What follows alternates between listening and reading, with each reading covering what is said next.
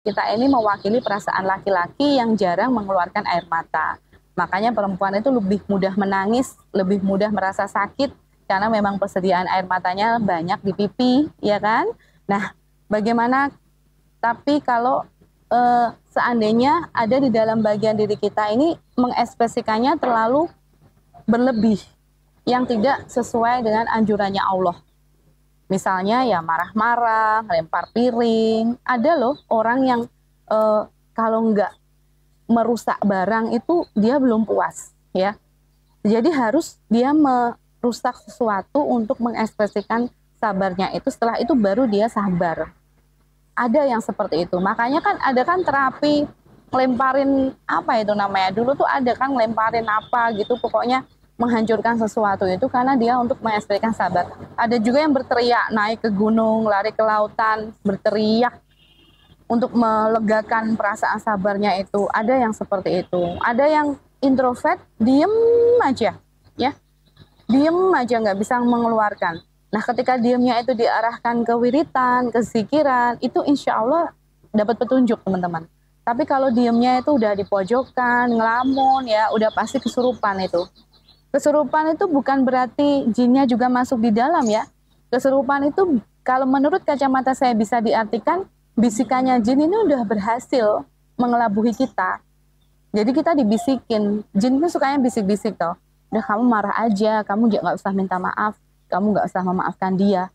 Itu tuh, lempar tuh piringmu tuh, lempar, kamu biar puas. Ngelamun aja, dibisikin lagi biar sedih. Kamu kok kasihan ya, dari kecil kamu sedih, kamu terpuruk. Dari kecil kamu belum pernah bahagia, akhirnya delewer air matanya. Nangis terus, nangisnya bukan nangis bahagia. Itu juga bagian dari namanya kesurupan kalau menurut saya. Berhasilnya bisikan jin merasuk di dalam dada dan sanubari kita. Nah, bagaimana sih teman-teman agar apa yang bisa kita lakukan agar doa-doa kita yang belum terkabul ini kita bisa menenangkan hati kita supaya terkontrol, ya. Yang pertama yang bisa kita lakukan adalah meningkatkan syukur kita, ya. Karena ketika kita bersyukur, kita akan bisa melewati proses. Bagus banget kalau di titik ini tuh kita masih bertahan hidup. Bagus banget kalau di titik ini tuh kita masih berjuang untuk melanjutkan kehidupan. Sekalipun oleng, sekalipun mentalnya sedang tidak baik-baik saja, tapi setidaknya sama Allah masih dikasih kewarasan. Waras untuk bisa berpikir, waras untuk bisa melihat sesuatu yang baik, mana yang buruk, waras untuk terus beribadah. Dan itu akan menimbulkan kita perasaan bersyukur yang lebih dalam dari bagian diri kita. Itu yang pertama, tingkatkan syukur kita. Karena masih bagus sekali ketika kita itu mendapatkan kewarasan, sehingga kita bisa sabar. Karena sabar juga merupakan bagian dari anugerah Allah. Ada doa yang bisa menyabarkan diri kita daripada kita mengekspresikan sesuatu itu yang salah. Nah, untuk doa-doanya nanti ya, kita taruh di labirin, kita tutup dulu labirinnya. Kita sekarang membahas poin yang kedua, bagaimana sih mengekspresikan sabar agar kita bisa menerima doa-doa yang belum terwujudkan itu. Yang kedua adalah menjaga prasangka baik akan ketetapan Allah, karena ada faktor yang di luar kendali kita. Rencana Allah tuh bersikap goib, teman-teman, bersifat goib. Kita tuh tidak mengetahui Allah tuh pengen jadiin kita apa sih. Jadi prasangka baik itu perlu sekali. Kalau seandainya Allah sudah membuka tabir kita, kan nggak seru kan? Nggak seru sekali kalau kita sudah punya buku takdir kita. Kamu nanti usia segini nikah, nggak seru, nggak ada tantangan juga dalam kehidupan kita. Tapi kalau semua hal itu tidak kita ketahui bersifat goib, itu justru malah lebih menarik. Ada sesuatu yang memang tidak harus kita ketahui, yaitu tentang takdir yang ada di hadapan kita. Apalagi takdir itu bisa dirubah. Kalau Allah sudah ngasih catatan diri kita nanti mau jadi apa, Allah nggak bisa ngerubah. Mendingan kita nggak tahu. Ya, milih nih. Dikasih tunjuk bukunya, buku catatan takdir, tapi Allah nggak bisa berubah karena kita sudah memiliki hak untuk memiliki. Beda dengan buku takdir kita diserahkan kepada Allah karena itu hak milik Allah. Nanti Allah yang akan merubahnya, ya. Nah, kalau manusia normal milihnya adalah wis biarkanlah buku takdirku, catatan kehidupanku dibawa Allah aja. Itu biar haknya Allah, nanti bisa merubah sewaktu-waktu, bisa dirubah apapun. Nanti kalau buku itu sudah dikasih ke saya, Mana mungkin Allah mau mengganti karena sudah menjadi hak saya. Gitu kan teman-teman. Nah, makanya buku catatan takdir itu adalah faktor yang di luar kendali kita. Rencana Allah itu adalah rencana yang terbaik untuk kita. Nah, makanya untuk menghadapi situasi dan prasangka yang baik saat menghadapi doa yang belum terwujud, itu caranya tetap berprasangka baik kepada Allah. Semua ini pasti sudah dilakoni sama teman-teman. Cuma karena tidak ada yang mengingatkan dan yang bilang itu bukanlah saya, teman-teman kadang lalai. Ya, seperti halnya kita tuh sebenarnya sudah tahu tapi butuh teman untuk mengingatkan gitu loh. Misalnya perkataan ini yang bilang adalah orang-orang di sekitarnya, adiknya atau bahkan orang yang zalim, pasti teman-teman nggak bisa sabar, ya kan? Tapi karena teman-teman selama ini mengikuti saya dan saya mengingatkan, barulah teman-teman bisa meresapi kata-kata itu. Jadi kata-kata itu juga tergantung siapa yang bicara dan tergantung momennya. Kalau teman-teman saat ini bahagia, saya ajari sabar, itu akan mental. Tapi kalau teman-teman saat ini sedang membutuhkan nasihat, saya ajari sabar, itu akan meresap. Sama juga orang yang merasa sebagai pelaku.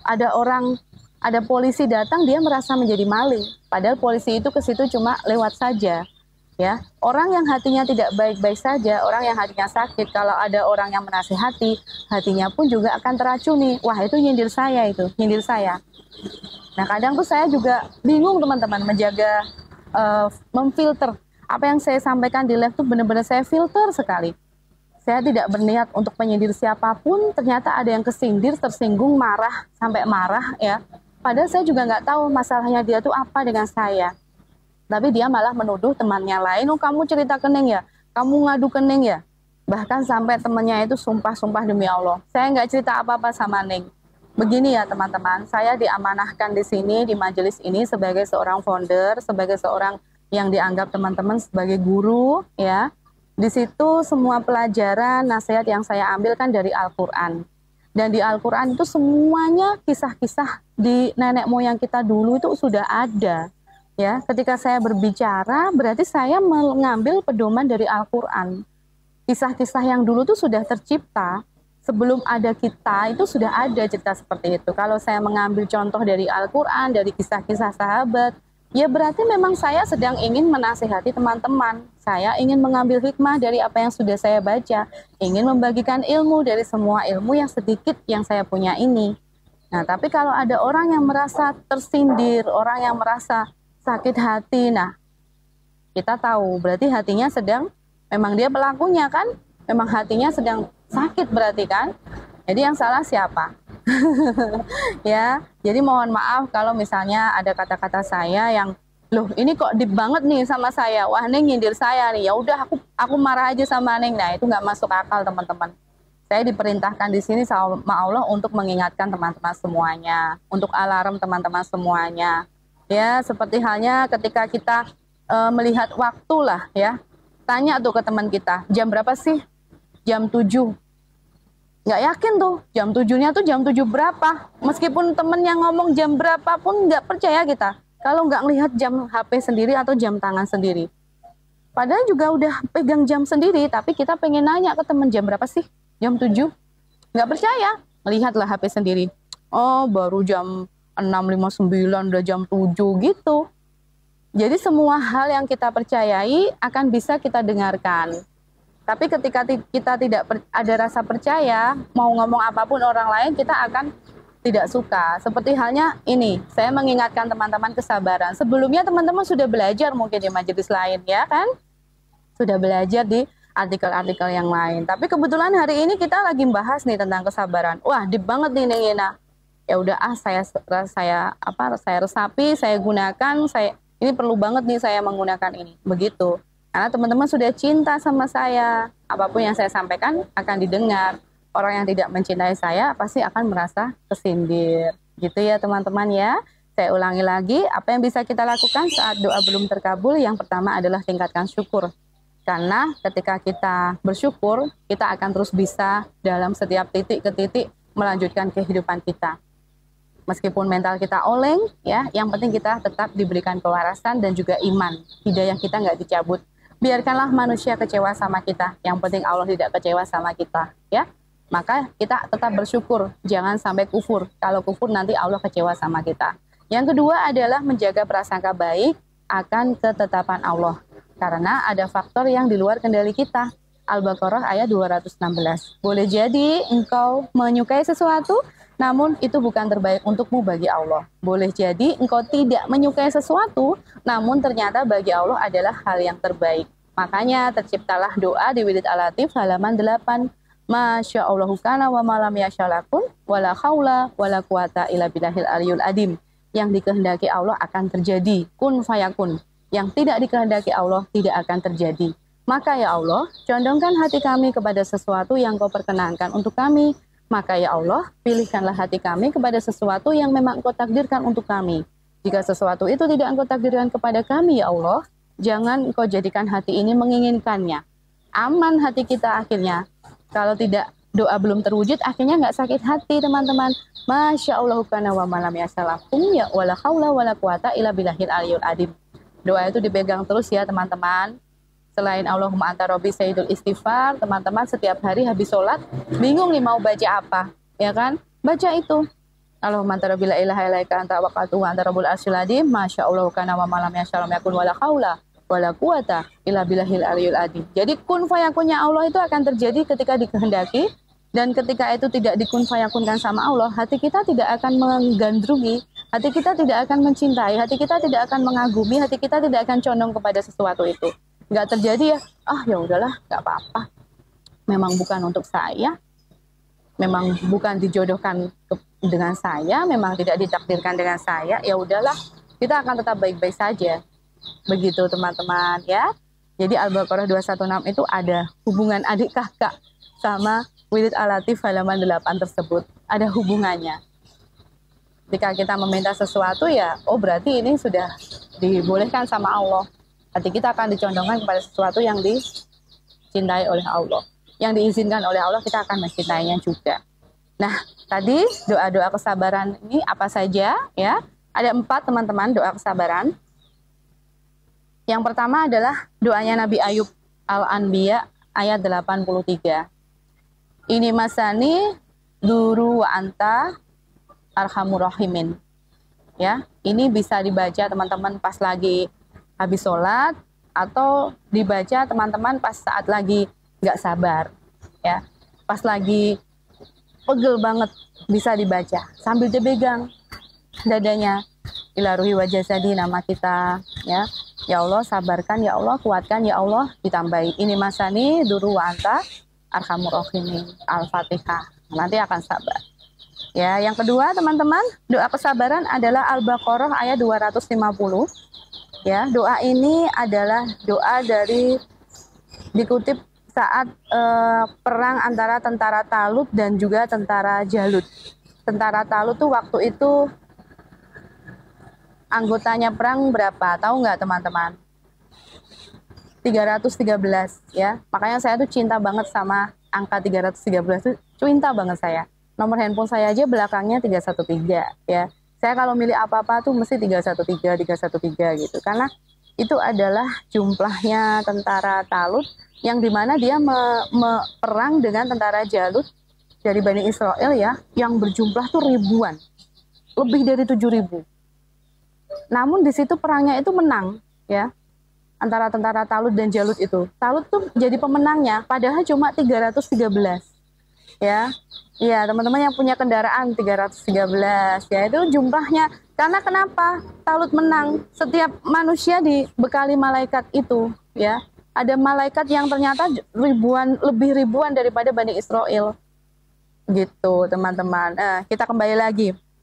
Doa kesabaran yang kedua adalah Al-Baqarah 250.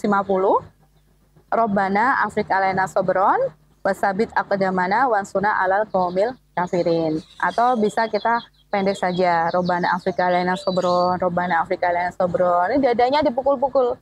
Ya, dadanya dipukul-pukul. Ila ruhi wa jasadi, nama diri kita kan. Kemudian, ya Allah sabarkan, ya Allah, saya ngadepi orang yang toksik banget, ya Allah saya kecewa sama orang itu, ya Allah. Dia melukai hati saya, ya Allah. Robbana Afrika lana sabran, Robbana Afrika lana sabran. Dipukul-pukul terus dadanya biar terrespon. Robbana Afrika lana sabran, Robbana Afrika lana sabran. Al-Fatihah. Gitu teman-teman ya. Kemudian doa kesabaran yang ketiga yang bisa kita amalkan adalah wirid latif halaman 9. Allahumma inni a'udzubika minal hami wal kasani wa a'udzubika minal ajzi wal kasali wa a'udzubika minal jubni wal bukhli wa a'udzubika min ghurbatin daini wa qahri rijal. Itu juga doa kesabaran loh teman-teman. Kita itu jadi sabar ya, ditagih hutang sabar ya. Hutangnya enggak segera dibalikin sama orang, kita sabar. Menghadapi apapun tentang keuangan kita sabar. Kita jadi sabar itu. Dibaca terus itu wirid al-latif, dan alhamdulillah ya di wirid al-latif setiap pagi kita punya konsep untuk menjadikan tubuh kita ini sabar. Nah Kak, yang keempat adalah doanya Nabi Musa saat menghadapi Fir'aun. Ayat Toha 25 sampai dengan 28. Ada yang tahu? Rabbi shrah sadri wa yassir amri wahlul 'uqdatam min lisani yafqahu qawli. Itu bikin kita sabar. Dan masih banyak doa lainnya yang bikin kita sabar. Nah, itu pilihannya teman-teman. Ya. Oh, ternyata saya senangnya ini nih, ya farijal ham ya kasifal gham ya mali abadi ya firwarham. Itu juga doa kesabaran, bikin kita bahagia, bikin kita tenang. Baca nggak apa-apa. Kemudian juga qul a'udzu qul huwallahu ahad surat al-ikhlas, itu bikin kita ikhlas. Nah, keempat ini adalah doa kesabaran yang bisa diamalkan setelah sholat. Tapi kalau teman-teman sudah punya pegangan selama ini, oh saya biasanya ya latif, ya latif, ya latif, maha lembut, supaya kita lembut, tidak apa-apa. Dibilangin amalan itu pilihan kok teman-teman. Kita ini harus mengetahui pedang mana yang bisa kita gunakan untuk membelah buah, ya, membelah buah. Pisau mana yang bisa kita gunakan.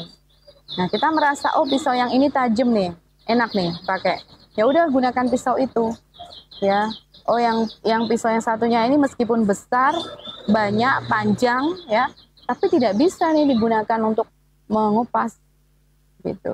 Sekalipun pisau itu pendek tapi bermanfaat, sekalipun bacaan itu pendek tapi benar-benar bisa meresap, ya gunakanlah yang pendek. Tergantung bagaimana diri kita ini pas sama, karena semuanya itu punya hal yang bikin landep sendiri-sendiri ya. Tapi intinya bagaimana lisan kita supaya tajam berdoa. Tajam itu bukan berarti kita jahat doanya, enggak. Maksudnya landep itu laduni ya, supaya lidah kita ini laduni, lidah kita itu landep dalam berdoa. Sak penjaluke ditompo sama Allah ya, kita itu sering zikir, sering mendoakan orang, itu akan landep, lidah kita akan landep. Mau doain orang siapapun bikin dia sembuh ya. Nggak perlu tuh sekolah praktisi lama-lama jadi peruqyah. Kalau kita sering mendoakan orang, lidah kita bakalan landep. Ada tetangga yang minta doa, tolong dong doain anak saya nangis terus nih. Karena kita sering mendoakan orang di Mall Internasional, akhirnya ya air yang kita doakan, ridhonya Allah, izinnya Allah, hati kita juga nggak sombong, bisa menyembuhkan orang lain ya. Karena doa saat hati yang tulus itu benar-benar tembus langit teman-teman. Makanya ada tuh peruqyah ya, yang hafal banget sama Al-Quran, dia penghafal Al-Quran. Doanya belum begitu terkabul karena dalam hatinya ada riya. Ya, ada keriaan karena dia menghafal begitu banyak ayat 30 juz. Ada peruqyah yang ya hafalannya hanya itu-itu saja, tapi ternyata dia malah diberikan karomah oleh Allah. Karena apa? Yang disampaikan adalah tulus. Doanya tulus, tidak mengharapkan apapun. Begitu teman-teman ya. Saya ulangi lagi, doa kesabaran ada 4 yang bisa diamalkan. Doa dari Nabi Ayub, Al-Anbiya ayat 83. Yang kedua adalah Al-Baqarah ayat 250. Yang ketiga wirid latif halaman 9. Yang keempat adalah doa Nabi Musa menghadapi Fir'aun, yaitu surat Toha ayat 25 sampai dengan 28. Di luar itu semuanya, jika teman-teman punya amalan silahkan diamalkan ya. Kalau misalnya teman-teman, oh saya